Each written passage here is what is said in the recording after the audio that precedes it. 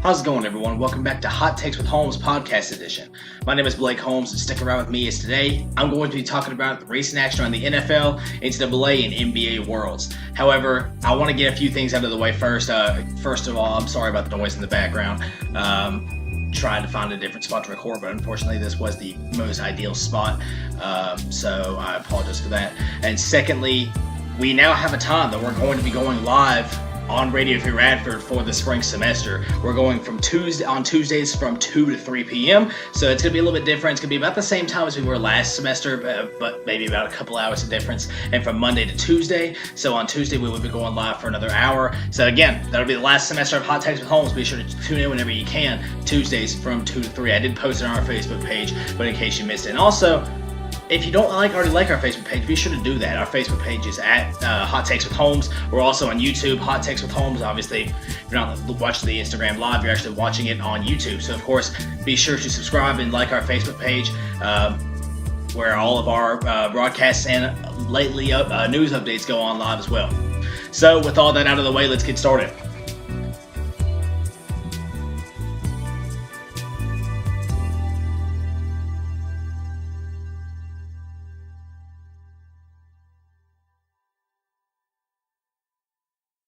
Starting it off like we always do with college basketball, we have the Highlander review. Radford Highlanders were already part of the way through the season, and they are 11-6 right now, first in the Big South. They're 2-0 in the 3-0 in the conference. And in the last week, they actually took out South Carolina upstate on the road, 79-72, a big win there. Ed Polite Jr. with 16 and 7 rebounds. Carly Jones added 6 assists as well. And Presbyterian came to Deadman. They ended up actually, the Highlanders won barely, 79-77. Ed Polite again leading the scoring with 22 points and 9 rebounds. Carly Jones with 11 assists as well. This upcoming week, they will have Gardner-Webb. That will be televised on ESPNU at the Deadman Center. Then you have UNC Asheville on Saturday at 4:30 on ESPN Plus. They will be going to UNC Asheville. They have Gardner-Webb at home, so that is something to look out for as well. Once again, just some of the stats we see here. Carly Jones leads the scoring at 15.9 points per game. Ed Polite Jr. with 12.2. Carleague also leads in assists. He actually averages 5.8 assists per game. So Carleague having a pretty good start to his his sophomore season, and Radford rolling, leading the Big South right now. Talking about the rest of the country, however, we do have the college basketball rankings for Week 11. Of course, at the time of recording this, it is 3:31 p.m. So the Duke Blue Devils still lead the rankings at 14-1. Zion Williamson actually having a little bit of an injury against Florida State a couple days ago. Cam Reddish hit a game-winning shot with about a little over a second to go to beat the Seminoles on the road, so that was a huge win in favor of the Blue Devils. Michigan is right behind. Duke still undefeated at 17-0. Again, Michigan hasn't played a ton of fantastic teams yet, but when they get to Big Ten play, when they get to conference play, that'll really start to show how good that team really is, because they consistently play teams such as Michigan State, Indiana, things like that. Ohio State, for example. There are a lot of different contenders, Wisconsin in the Big Ten, that will give Michigan a run for their money. So Michigan, when they get to conference play and start consistently play teams from their conference, then we'll see where they're really made of. Tennessee right behind them at 14-1. A similar story. They've played a few great teams, but for the most part, it's not been anything that's just been knockout of a schedule by any means. Tennessee, they've played Gonzaga, they've played Kansas, they've played Memphis, they've played some decent teams. And they just won an impressive game on the road against Florida, which there was some controversy with that. A lot of volunteer players, seeing my shirt, a lot of volunteer players actually using the Gator Chomp after the game because of, Admiral Schofield saying after the game that there were a lot of a lot of disrespect going from the crowd. Some controversy, some backlash there, but it still is an impressive win. Tennessee gets a big win in Gainesville to move to 14-1, and they are third in the country. Number 4 is Virginia, right behind Tennessee at 15-0 again. Virginia with a big win over Clemson, beat them by a little over 20, I believe. Actually, it was a funny stat. The Clemson the Clemson football team actually scored more points in Alabama in the national championship than the basketball team did against Virginia in basketball. So, different stat there. And again, Virginia's always had just a relentless defense, and that's been the identity of Coach Bennett's system for God knows how long now. And lastly, behind them is Gonzaga. Gonzaga 16-2 right now. Started off the season hot. Started off the season undefeated. They were the number one team for a little while. Actually beat Duke in the Maui Invitational. And Gonzaga, after being in the college basketball championship, I believe it was a couple years ago, kind of had a little bit of a fall to glory last year, but now they're back at the top 5. Michigan State right behind them at 15-2. But Gonzaga, they're another team that if they can get on a roll, look out for them when it comes tournament time. Talking about the NFL now. The NFL, we've had some, obviously it's playoff time. It's one of the most exciting times of year. And with the divisional playoffs out of the way, we now know who will represent each conference in the respective championship games. Starting off with the AFC, we saw the Kansas City Chiefs knock off the red-hot Indianapolis Colts 31-13. Patrick Mahomes, good as ever, 27-41, 278 yards. A rushing touchdown of his own. Damian Williams was the story, though, with 25 carries, 129 yards, and a touchdown in this game. Travis Kelce with 108 receiving yards as well. It was also a story you wanted to see how Andrew Luck handled it. Luck actually gets the win, of course, against Houston in the wild card round, but we see here Andrew Luck in Arrowhead. Obviously, we know that Arrowhead is one of the toughest stadiums to play in. So we see Andrew Luck, 19-36, 203 yards, and a touchdown here. He also got sacked 3 times. It's weird because you don't think getting sacked 3 times a lot, but when it's this Colts offensive line and the defense that Kansas City had, they played out of their minds, and they were able to get the win really for the Colts as they sack Andrew Luck 3 times, and Andrew Luck with a quarterback rating of only 19.7. Or excuse me, the rating was 78.8, so nothing fantastic. 19-36 is not a good completion percentage, and the Chiefs get a big win in Arrowhead.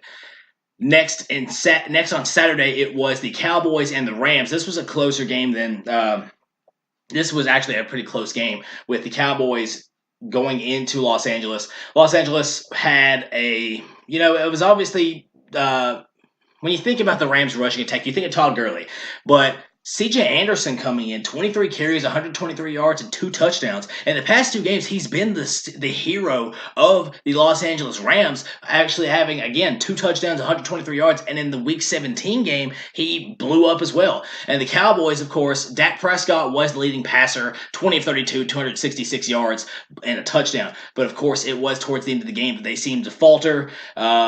Jared Goff, 15-28, 186 yards. He was not sacked in any way. Todd Gurley with 115 rushing yards of his own and a touchdown.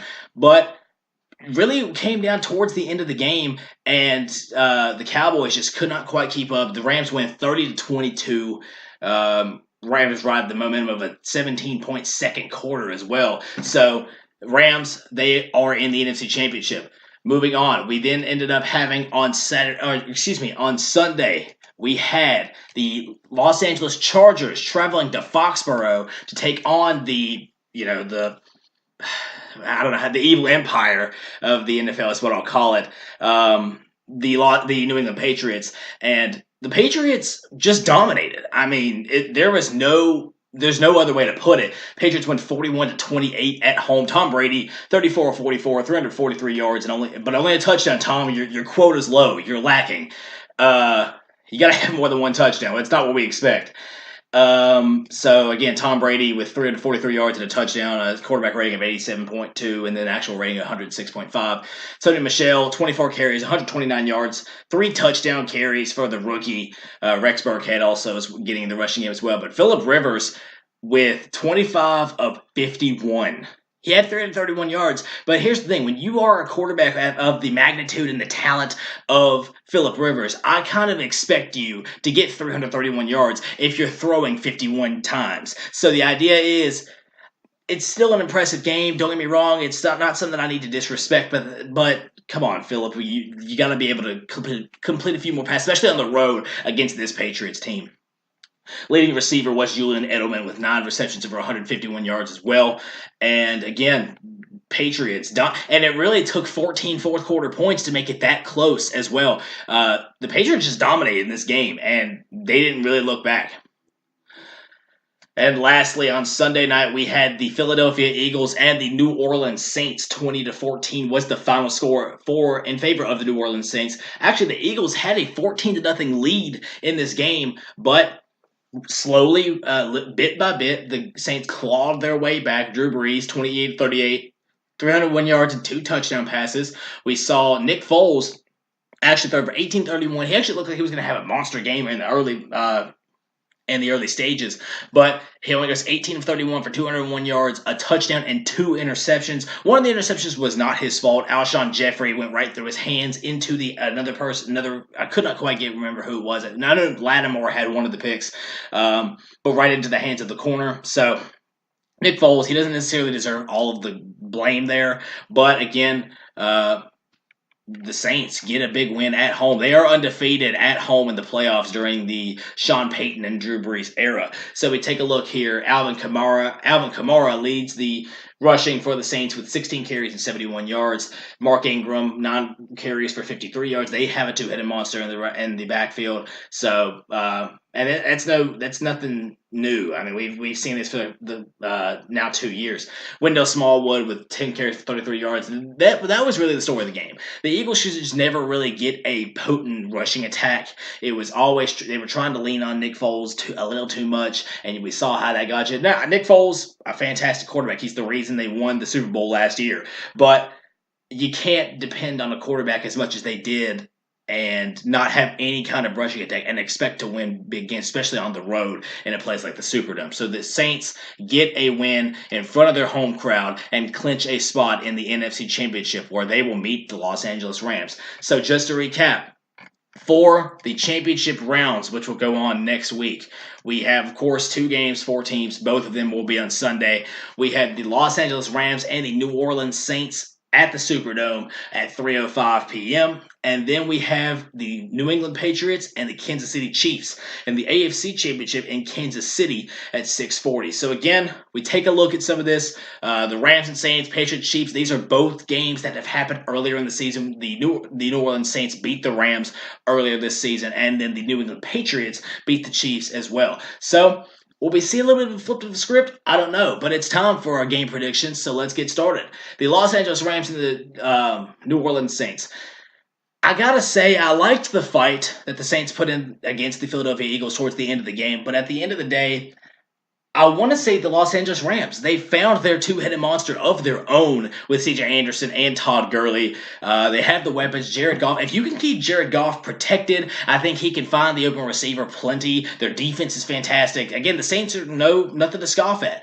But New Orleans is, again, they are in a situation where they haven't actually looked like their best team, in my own opinion, for the past few weeks. So I think the Rams take advantage of that. I think they get a big win in the NFC Championship and go on to the Superdome, go on to the Super Bowl, even though I think that it could go either way.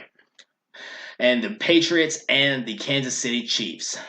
This is such a tough game to decide because do you go with the young buck who has plenty of talent right at the just immense talent that Kansas City has, or do you go with New England, the guy who's done it time and time again? As much as I want to say Kansas City, and as much as I think Kansas City could win, I'm going to pick New England. I can't pick against them right now, especially when it comes to postseason time.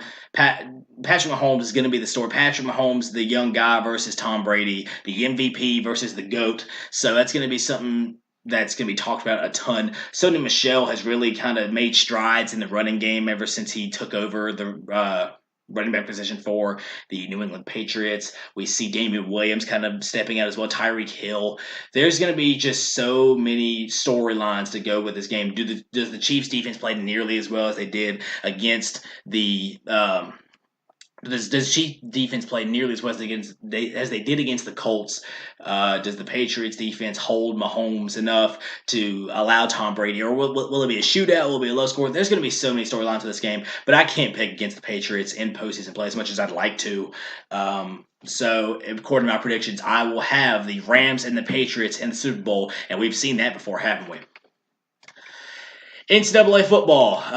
This will be short because I only got to talk about one game. The NCAA College Football Playoff Championship happened, and it was probably one of the biggest surprises in college football history, if I'm being honest. Not because of just the team that won, but in the fashion that they did it. Clemson dismantled Alabama, and the final score was 44-10, or excuse me, 44-16.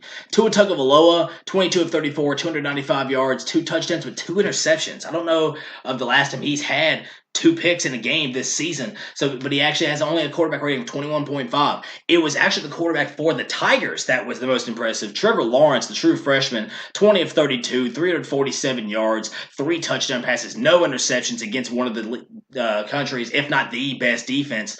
And a quarterback rating of 92.8. Travis Etienne for the Tigers with 14 carries and 86 yards as well. And it really was, again, and Crimson Tide just had no answers against the Tigers defense. Clemson gets a big win in the college football playoff, beating Alabama for the second time in 4 years in the college football playoff. And again, out of the last 5, we've now had the college football playoff for how long now? I believe it's 5 years. And out of those 5, Clemson and Alabama have made up 4 of the championships. Clemson with 2, Alabama with 2 as well. And Clemson, for both of their college football playoff championships, they've beat the Crimson Tide. So, will these teams be back next year? Most likely. Clemson, of course, they will have Trevor Lawrence back because he was a true freshman. They will have most of their team back also. I mean, let's take a look here. We know T. Higgins, a major hero of got the college football playoff championship. He was a true freshman as well. Travis Etienne is only a sophomore. We had Justin Ross, Amari Rogers. A lot of these guys are young. They will lose Hunter Renfrow, unfortunately for them, who's been in pretty much every single college football playoff championship run that they've had. So Hunter Renfrow, he will be gone, but he goes out a champion. And of course, like I said, this is a young team. They'll be back. And in Alabama, they get Tua Tagovailoa back. They do lose a lot. Don't get me wrong, they do. But Alabama, here's the thing about Bama. They are always stacked and ready to go when it comes to their recruiting classes. They're always near the top because people want to go and they want to play under Nick Saban. They want to be, they want to play for probably in my opinion, not probably the greatest college football coach of all time. So Alabama, they'll be back next year. They're always going to be great. It'll be a while before Alabama's not good by any means. So Clemson, big win, 44-16 in the college football playoff, and they are your 2019 college football playoff champions. And NBA basketball. We're getting closer and closer to the All-Star break. I believe actually All-Star voting. Let me check on that real quick. I don't know when it actually ends. It should be close. I know that All-Star voting, we will know when everything will be done here soon. But we've seen, again, some returns. Let's see, second returns of the NBA All-Star voting. We've seen some surprises, of course, as we always do.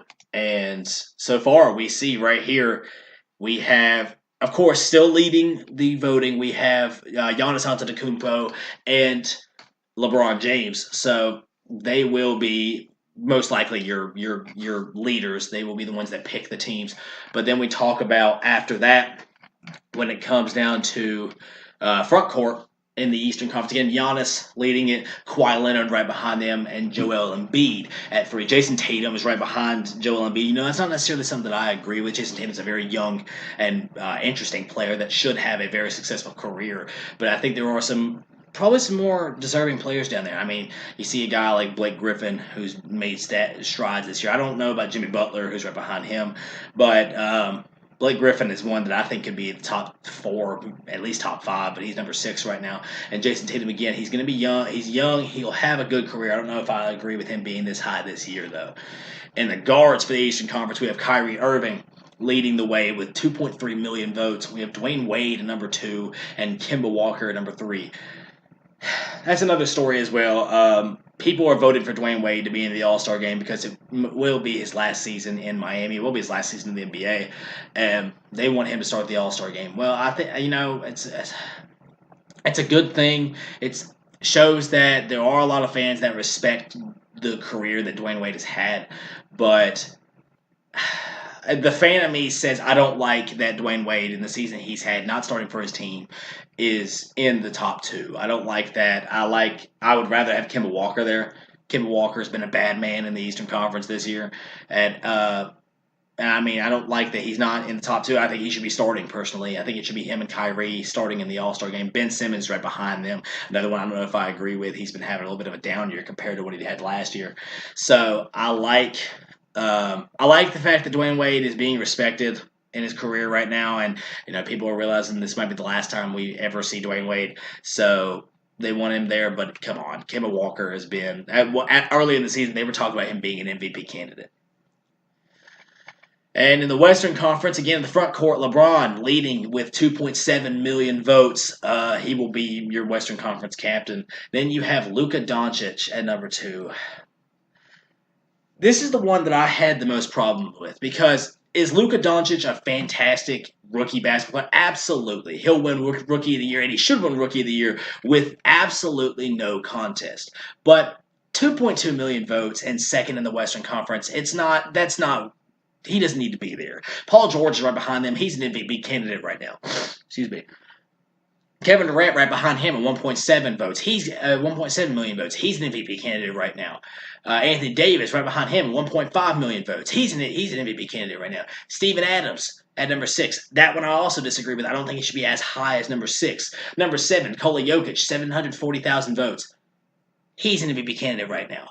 Kyle Kuzma and Draymond, and this is the one the other one I have a problem with is because it shows how many casual NBA fans are voting or just voting for big names. DeMarcus Cousins at number 10. Guys, DeMarcus Cousins hasn't stepped on the floor yet. He might not step on the floor before the All-Star game. So that should just go to show the power. I actually wrote an article for a website that I've been writing for a couple of years now. I just recently wrote an article for them and put it on there of why that fan voting should not matter as much. Fan voting accounts for 50% of the All-Star starter votes. We see that the fan voting will be 50%. We see media and media and current players make up the rest of the 50%. So I wrote an article about how I don't think that fan voting should really make up so much of it. It's not really that great. It's not. Does Luka Doncic really deserve to be a starter in the All-Star game? No, he doesn't. Does he deserve to possibly get a reserve spot? Maybe. He's been a very good basketball player earlier in this season. But he does not need to be a starter by any means in the Western Conference. With this talented of a West, no reason for him to be that high. In the guards, we have Stephen Curry leading it all. Derrick Rose right behind him. Another one that I think is too high. While Derrick Rose is having a good comeback season with 19 points per game off the bench, I don't like that he's in the top 2 right now. Number 3 is James Harden. And that's why I don't like Derrick Rose being as high as the number 2 spot in the Western Conference. I think that James Harden, with the season that he's been having, deserves to be a starter in the All-Star game. He's probably going to win the MVP again this year. He's just ridiculous right now. Again, we take a look at some of his stats. He's averaging 34 points per game. 34 in a season. I know will he be able to keep that up for the rest of the season? We've seen a couple of players average over 35. So Houston again back in the playoff race because of the efforts of James Harden, who has 34 points per game right now, actually averaging 8.8 assists as well. He's been unstoppable so far this year, and that's why, again, I don't necessarily like Derrick Rose being the number 2 spot in the West because I also don't like Russell Westbrook that high. Is Russell Westbrook a fantastic player? Yes. Is he averaging a triple-double? Yes. But this is not the same Russell Westbrook that we have seen in past years. He's number 4 right now. Klay Thompson at number 5. Damian Lillard at number 6. DeMar DeRozan at number 7. Lonzo Ball cracking the top 10 again. A fan vote. Don't necessarily agree with that one either. He's a great defender, but as far as the rest of his game right now, it's still raw. It still takes a little bit. It's still going to take a little bit of time. Devin Booker at number 9 and Chris Paul at number 10. Chris Paul has been injured a majority of this year so far as well. So, as a second return of All-Star voting, we'll have to see how much exactly that rings true. But, of course, we won't know for a little bit of time. So going to the standings review, we have in the Eastern Conference a Toronto Raptors leading it all at 33-12. The Milwaukee Bucks at 30-12. Toronto, they had a lead for a good portion of the season. Then Milwaukee took it back for a little bit. Now Toronto back in the driver's seat. Indiana the Pacers with 28-14. Number 4 is the Philadelphia 76ers at 28-16. Number 5 is the Boston Celtics at 25-17. This has been an up and down team so far this year. They had a team meeting, try to clear the air a little bit. Number 6 is Miami Heat at 21-20. Number 7 is the Brooklyn Nets at 21-23. And number 8 is the Charlotte Hornets at 19-23, with the Detroit Pistons and Orlando Magic right outside looking in. We see in the Eastern Conference, of course, the top 5 teams have really separated themselves, with the top 5, with the difference in the 5 and the 6 seed being 3.5 games. And Toronto looks like they are just trailblazing right now in the Eastern Conference, with Milwaukee as well. Excuse me. Again, at second in the Eastern Conference. In the West, however, it gets a lot tighter. In the West, at the number 1 spot, we still have the Denver Nuggets leading the Western Conference 29-13. Again, lost actually to the Phoenix Suns a couple of games ago, but then on a back-to-back actually gets a big win over Portland at home. They have the best home record in the NBA at 18-3. Of course, the altitude playing a part in that, but also because the crowd has been a lot more electric in Denver than it has been in a long time. Golden State at number 2, 29-14. They will face the Denver Nuggets on Tuesday. Number 3 is the Oklahoma City Thunder at 26-16. Number 4 is the Portland Trailblazers at 26-18. Number 5 is the LA Clippers at 24-18. Number 6 is the Houston Rockets, also 24-18. Number 7 is the San Antonio Spurs at 25-19. Another team that's been coming up, just been a very good team as of late. They were a little bit rough at the start of the season. It took a little bit of time for everything to mesh, but they went on a big winning streak, and they are now back into the playoff picture at the 7th spot. Number 8 is the Los Angeles Lakers at 23-21. I believe I saw they are 3-7 right now without LeBron James, who injured his groin. So 23-21, they've lost 2 straight. Utah is right behind them, tied with them actually at 23-21. Sacramento is 22-21, and Minnesota is 21-22. We've seen the Dallas Mavericks hype train, especially as a team, kind of calm down a little bit. They are now 20-23. They've lost 1. Again, Luka Doncic, he's going to be the story of the season when it comes to rookies, but we may start to see the struggles of Dallas coming down the stretch going towards the end of the season.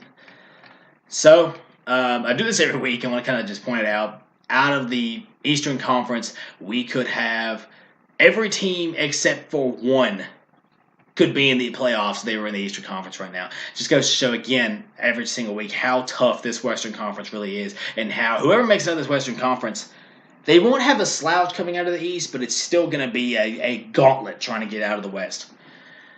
And lastly, I've been slacking on this lately. I haven't been doing this on the podcast, but I want to just go ahead and clear the air and do it again. This is my hot take of the week. So this is something that we started to do towards the end of the semester. I kind of, like I said, I didn't really pick it up again for this podcast edition. So I want to go ahead and just get that out of the way. My hot take for the week. So essentially, I positioned it at this time so I could pick any sport to do it on. And my sport that I want to focus on here is the NBA, because that's what I actually just finished up covering. And I want to say my hot take for the week is that Nikola Jokic will finish in top 5 in the MVP voting. It'll happen. Nikola Jokic, let's just take a look at some of his stats. Unheard of, really, for a center. He's a triple-double threat every single night he steps on the floor. And, a double-double threat, that's nothing new for a center. But for a triple-double almost every single night, it seems like, take a look at his stats. Almost 20 points per game, 19.7 points per game.